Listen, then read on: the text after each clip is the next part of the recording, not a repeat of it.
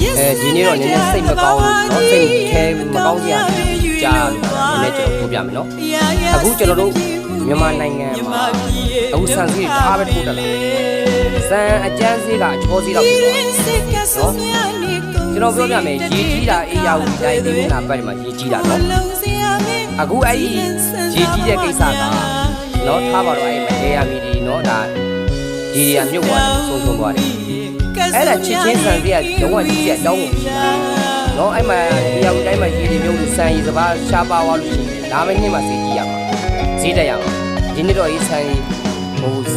စပါးတွေဆန်ရီတွေရုပ်ရမှာအခုရေကြီးတာမှာ9ရက်တစ်ပတ်လောက်ရှိတယ်အခုဆန်ရီတွေတအားဖြစ်တယ်ဒါကျွန်တော်တို့မြန်မာနိုင်ငံဆောက်တဲ့ပြောပြတယ်နော်ကျွန်တော်တို့မြန်မာနိုင်ငံကလေ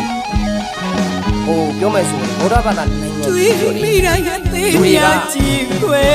လူတွေမဟုတ်တော့ဘူးဘာဖြစ်လို့ကျွန်တော်တို့ကိုဗစ်တုန်းကလည်းကြည်နှာခေါင်းစည်းကိုနော်အိုက်ခါဈေးတုန်းကတစ်ခုကို1000နော်မတ်ဥစားမတ်တစ်ခုကို1000ရောင်းစားတယ်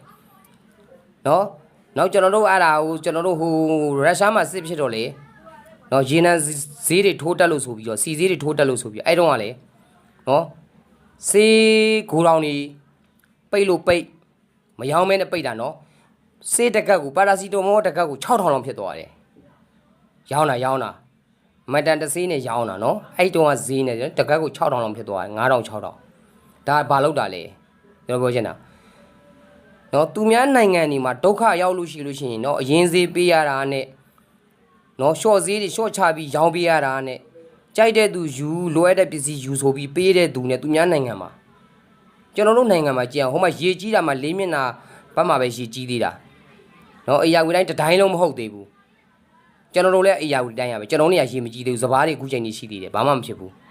အဲ့ဒါအခုဆန်ဈေးတွေတအားခုန်တက်တယ်နော်ဆန်အကျန်းဈေးကအချောဈေးလောက်ဖြစ်သွားတယ်နော်တသိန်းအများကြီးကျော်သွားတယ်ဟုတ်လားတကယ်တော့ဆန်အကျန်းကတသိန်းရဲ့အောက်မှာပဲရှိတယ်အခုတသိန်း4-5,000ဖြစ်သွားတယ်တချို့ရောင်းနေတာ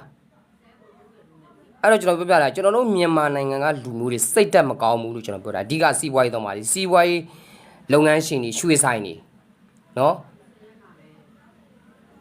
အဲ့ဒါကိုကျွန်တော်တို့မြန်မာနိုင်ငံကလူကြီးတွေကဒီတိုင်းကြည်နေတာလားရွှေဆိုင်တွေဆိုလဲဒီလောက်အော်နေတယ်နော်သူတို့နိုင်ငံတော်သတ်မှတ်ထားတဲ့ဈေးကိုပေါင်ချမှာဖွင့်ပေးတယ်နော်ပတ်စံငွေချေရတာကဈေးကတစ်မျိုးရှင်းရတယ်ဒါတွေလည်းမီဒီယာတွေမှာလည်းအော်တယ်ကျွန်တော်တို့ပြည်သူလူထုတွေလည်းအော်တယ်အခုစံစည်းကတကယ်တမ်းဈေးတက်ရမှာလာမဲ့ဆောင်းတွင်းတို့နွေရာသီတို့မှာဈေးတက်ရမှာနော်ဆောင်းရာသီလောက်မှာဈေးတက်ကျွန်တော်လက်ခံတယ်အခုရေကြီးတာမှာ9ရက်တစ်ပတ်ပဲရှိသေးတယ်အော်မရှိတဲ့ဆင်းရဲတဲ့လူတွေကုကွန်နဲ့ဒုက္ခရောက်နေပါလားဆိုတဲ့အသိစိတ်မရှိဘူးငါရဖို့ငါစားဖို့ငါမိသားစုဖို့ဆိုတဲ့လောဘတွေဘယ်လောက်ကြီးနေလဲဆိုတာဒါကိုနိုင်ငံတော်ကအကြီးအကဲတွေသိပါစီမြင်ပါစီလို့ပြောမှာတခြားအကြောင်းတွေအများကြီးရှိသေးတယ်ကျွန်တော်မပြောချင်ဘူး